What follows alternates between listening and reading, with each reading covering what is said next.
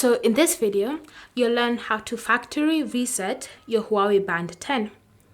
So if you want to erase all the data that your Huawei Band 10 has currently collected, this is what you need to do. Start by navigating to settings.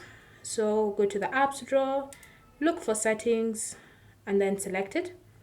And then once you're in settings, you then want to scroll even further down until you see the option System and Updates. So it's normally this blue settings icon that you're seeing right here. So select it like that. And then you want to swipe through the different options until you find the option Reset. Select it.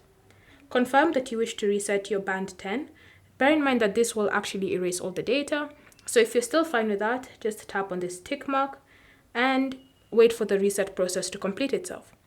Once the process is done, then you'll be brought to the welcome page and you'll have to set up your band.